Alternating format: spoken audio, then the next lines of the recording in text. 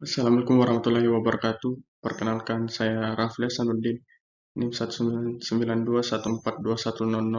Program Studi Akuntansi S1, Fakultas Ekonomi dan Bisnis Universitas Negeri Makassar. Kesempatan kali ini saya akan mempresentasikan proposal saya dengan judul Pengaruh CSR dan Profitabilitas terhadap Nilai Perusahaan, Studi Kasus Perusahaan LQ 45 dengan yang terdaftar di Bursa Efek Indonesia. Adapun dosen pembimbing saya yaitu Pak Sahad SPD MPD sebagai pembimbing 1 dan Ibu Dr. Anda Haryani Idris MSI sebagai pembimbing 2. Langsung saja pada bab 1 pendahuluan, adapun yang melatar belakangi proposal ini yaitu tujuan secara umum yang diketahui publik dari perusahaan dalam memperoleh keuntungan sebanyak mungkin sesuai dengan visi dan misi pengelolaan perusahaan. Akan tetapi tujuan yang sebenarnya tidak hanya sebatas meraih keuntungan saja, tetapi tujuan lain yang lebih spesifik, yaitu memberikan keuntungan kepada pemilik saham perusahaan dan meningkatkan nilai perusahaan.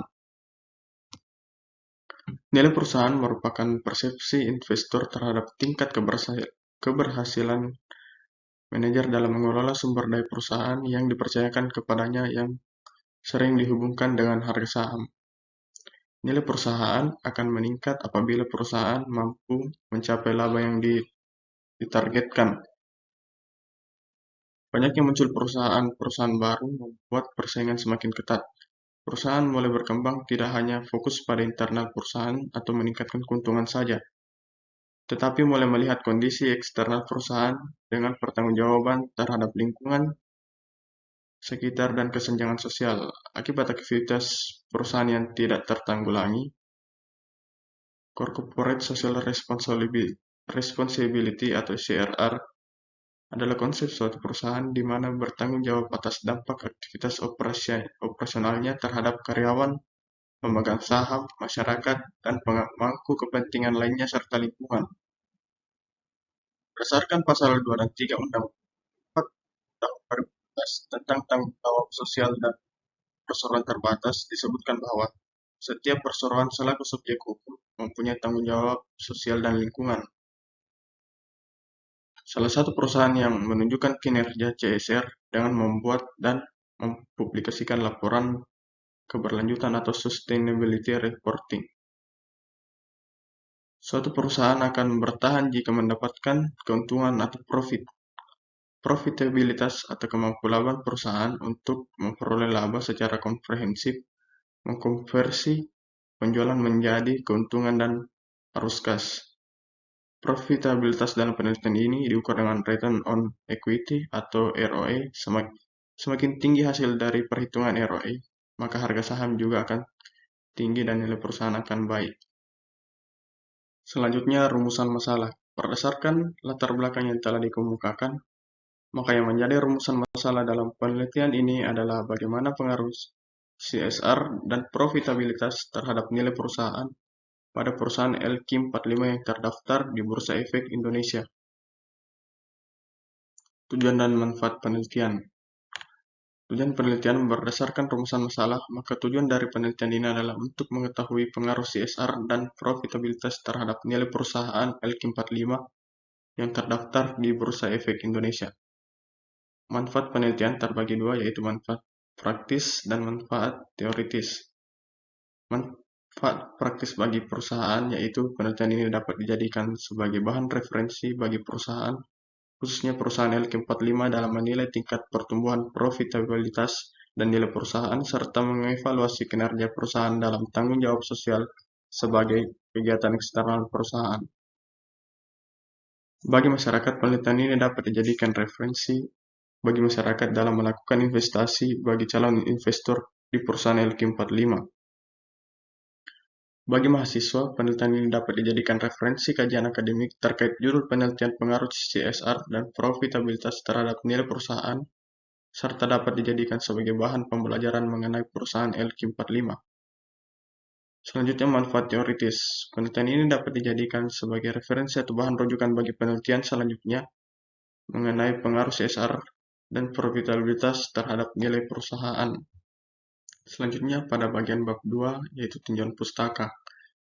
Menurut Purnaya 2016, nilai perusahaan merupakan harga jual perusahaan yang dianggap memiliki kelayakan oleh calon investor untuk membelinya jika perusahaan akan dijual. Adapun indikator nilai perusahaan yaitu Price Earning Ratio atau PER, Price to Book Value atau PBV, dan Tobin Skew. CSR menurut Kars 2003 adalah tanggung jawab sosial sebagai bentuk keterlibatan dari organisasi dalam upaya membatasi kelaparan dan kemiskinan, mengurangi pengangguran dan tunjangan untuk pendidikan dan kesenian. Hal ini didasari pemikiran bahwa semua organisasi adalah sistem yang bergantung pada lingkungannya dan karena ketergantungan itulah, maka suatu organisasi perlu memperhatikan pandangan dan harapan masyarakat. Menurut Untung 2017 mengemukakan secara konseptual pengungkapan atau disclosure merupakan bagian dari menyeluruh dari laporan keuangan secara teknis. Pengungkapan merupakan langkah akhir dalam proses akuntansi yaitu penyajian informasi dalam bentuk seperangkat statement keuangan. Pengungkapan CSR adalah pengungkapan informasi mengenai tanggung jawab sebuah perusahaan. Pengungkapan CSR mengacu pada 91 item pengungkapan cocok digunakan oleh perusahaan-perusahaan di Indonesia karena pengukuran pengungkapan ini digunakan dengan mengadopsi berdasarkan GRI atau Global Reporting Initiative 4 dan data sekunder yang diambil dari laporan keuangan. Profitabilitas merupakan rasio yang mengukur kemampuan perusahaan menghasilkan keuntungan atau profitabilitas pada penjualan aset dan modal saham tertentu. Menurut Wiagustuni dalam Juliana 2017, profitabilitas adalah kemampuan perusahaan untuk mendapatkan laba untuk mengukur efektivitas manajemen perusahaan pengelolaan. Profitabilitas dapat diukur dari modal itu sendiri maupun dari semua dana diinvestasikan ke dalam perusahaan. Adapun indikator dari profitabilitas yaitu Gross Profit Margin atau GPM, Net Profit Margin atau NPM, Return on Asset atau ROA, dan Return on Equity atau ROE.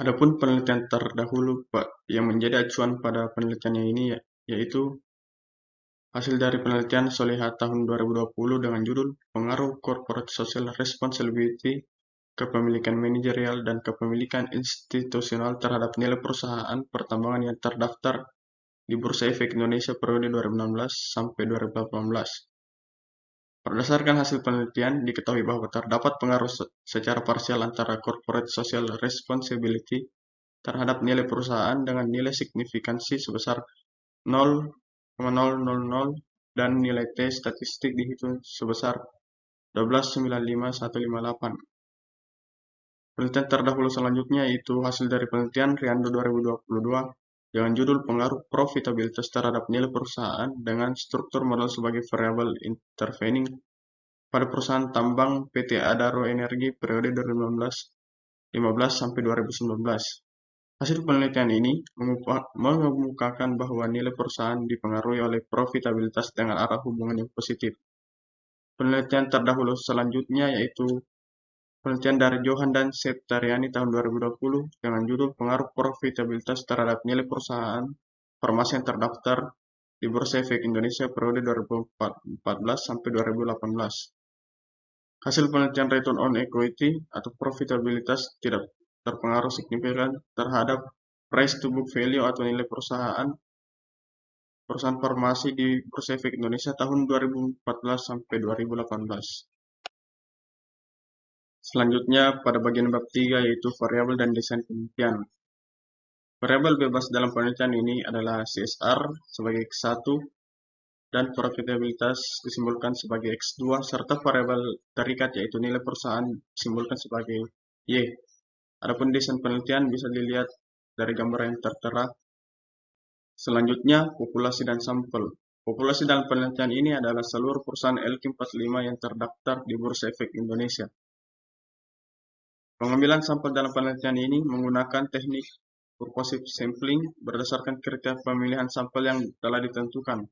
Maka sampel penelitian berjumlah 25 perusahaan, sehingga sampel yang digunakan pada penelitian sebanyak 75 sampel.